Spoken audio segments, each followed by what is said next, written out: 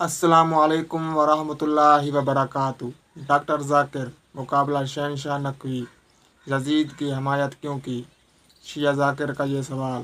آئیے چلتے ہیں ویڈیو کی طرف۔ علامہ شہنشاہ نقوی صاحب یہاں بیٹھے ہیں، گو کہ انہوں نے مجھ سے کہا کہ میں 2 باتیں ضرور کروں گا، تو میں نے ان سے کہا کیوں نہیں، آپ اپنے دل کی بات ضرور کریں۔ جناب ڈاکٹر ذاکر نائک بھی فرشتے نہیں ہیں، انہوں نے کوئی ایسی بات کی، میں بھی انہی باتوں کی طرف کچھ اپنی قوم کی طرف سے بھی اور کچھ اہل سنت کے بعض طبقات کی طرف سے ایک گلہ مند تھا اور شکوہ کرنے والوں میں سے تھا۔ وہ کوئی بہت اچھی بات نہیں تھی، ورنہ اسے تکرار ہونا چاہیے تھا۔ افسوس کی بات ہے قرآن مجید میں کدھر نہیں لکھا ہوا ہے شیعہ، سنی، حنفی، شافعی، حنبلی، مالکی، تو ماشاءاللہ میرے منچ پہ آ کے میرے خلاف بات کی، پھر بھی مجھے کوئی گلہ شکوہ نہیں، کیونکہ ذاکر کو گالی دینے سے آپ کو جنت میں بینڈ نہیں ملے گا، اور چھوٹے چھوٹے بات پہ تفرق نہ پیدا کرو۔ السلام علیکم ناظرین، آج کراچی میں عظیم الشان کانفرنس ہوئی جس میں ڈاکٹر ذاکر نائک مہمان خصوصی تھے۔ اس میں اہل تشیعوں کے جو شہنشاہ نقوی صاحب ہیں انہوں نے ایک خطاب کیا جس میں انہوں نے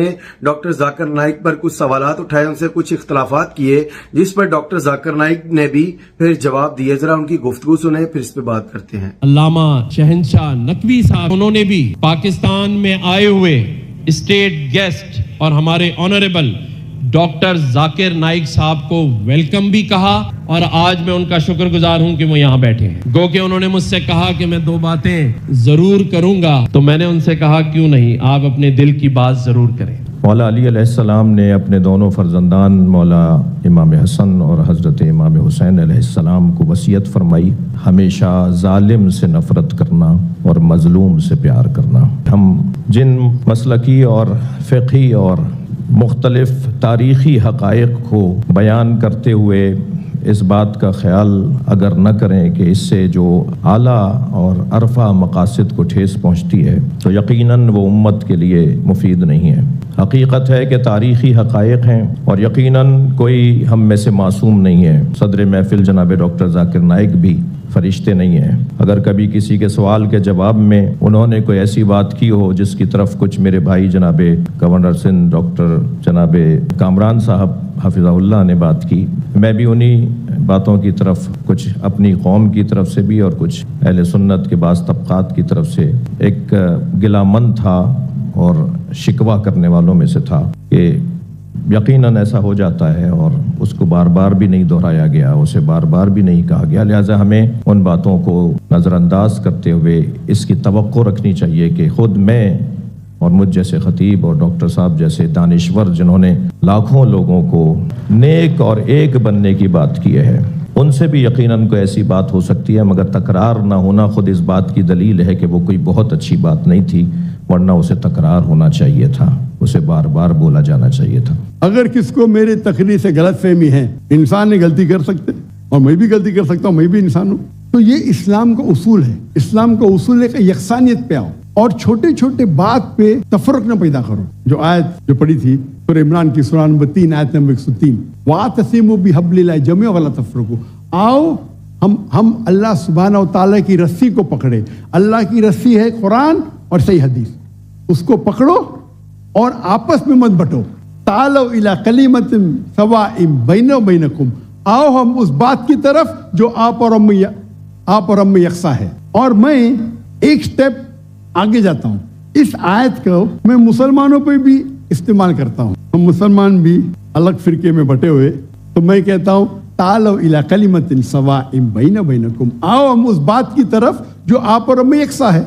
افسوس کی بات ہے ہمارے اسلام میں فرقے بنانا حرام ہے، ہمارے وہاں دیگر فرقے ہیں، اور جو 4 اہم مذہب ہے جس کے بانی امام ابو حنیفہ، امام مالک، امام شافعی اور امام احمد بن حنبل، میں اللہ موسی اونال رحم اللہ، سب کی عزت کرتا ہوں میں، وہ ہمیں دین سکھانے کے لیے آئے، لیکن اگر آپس میں کچھ اختلاف ہے تھوڑا سا، اس اختلاف کی وجہ سے ہم آپس میں جھگڑا نہیں کرنا چاہیے۔ اسی لیے آپ پڑھیں گے قرآن میں لکھا ہے قال اننی من المسلمین، اگر کوئی پوچھتے آپ کون ہے، آپ کو کہنا چاہیے میں ہوں مسلم، قال اننی من المسلمین۔ مجھے کوئی گلا شکوہ نہیں اگر کس نے تعلیم حاصل کی دیوبند میں یا بریلوی میں یا مدینہ میں، اپنے آپ کو دیوبندی کہتا ہے، بریلوی کہتا ہے، مدنی کہتا ہے، مجھے کوئی گلا شکوہ نہیں، لیکن اس کے وجہ سے آپس میں आपस में they should not be differences, आपस में बंटवारा नहीं होना चाहिए इसी आयत के।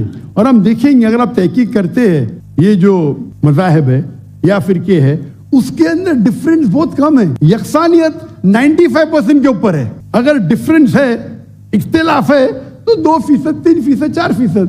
हम मुसलमान ये 2% और 3% पे झगड़ा करते रहते। तालो इला कलिमतिन सवाइन बैन बैनकुम, आओ हम उस बात की तरफ जो आप और हम में यकसा है। हम जब कॉन्फ्रेंस करते हैं बॉम्बे में, हमारा जो पीस कॉन्फ्रेंस होता है, हम मुसलमान के दिगर जमात को से बुलाते हैं और मेरा उसूल है कि जो मेरे खिलाफ भी बात करता हूं उसको भी बुलाता हूं मैं। तो लोग मुझे पूछते हैं जाकिर भाई क्या कर रहे हैं आप, वो आपके खिलाफ बात कर रहा है, आप उसे बुला रहे। तो मैं कहता हूं उनसे कि कुरान और हदीस में कोई भी आयत नहीं, मैं कुरान में कोई भी आयत नहीं जानता हूं, कोई भी हदीस नहीं जानता हूं जिसमें लिखेला है कि आप डॉक्टर जाकिर नाइक के खिलाफ बात करेंगे तो जन्नत में ले जाएंगे। जो मुसलमान अल्लाह और अल्लाह के रसूल बात करता है, उससे मोहब्बत करता है, मैं उसे बुलाऊंगा। मेरे खिलाफ है, मुझे कोई गिला शिकवा नहीं। तो ये जब मूवमेंट हमने शुरू की तो माशाअल्लाह मेरे मंच पे आके मेरे खिलाफ बात की, फिर भी मुझे कोई गिला शिकवा नहीं, क्योंकि वो फिर भी अच्छा मुसलमान है। जाकिर को गाली देने से आपको जन्नत में बैंड नहीं मिलेगा। कुरान मजीद में किधर नहीं लिखा हुआ है शिया, सुन्नी, हनफी, शाफी, हम्बली, मलकी। मैं चारों इम्मा की इज्जत करता हूँ और कौन अपने आप को अगर हनफी कहता है, शाफी कहता है तो मुझे कोई गिला शिकवा नहीं, मैं अपने आप को मुसलमान कहता हूँ। लेकिन अहम बात है कि और अगर कोई फतवा देता है चारों अइम्मा से, अगर फतवा सही है तो आप अगर उस फतवे से खुश नहीं है तो झगड़े करने की जरूरत क्या है। अक्सर क्या कहते हैं मुसलमान भाई, मैं ही सही हूं, मैं कहता हूं मैं भी सही हूं। फर्क सुने, अक्सर मुसलमान कहते हैं मैं ही सही हूं, मैं कहता हूं मैं भी सही हूं।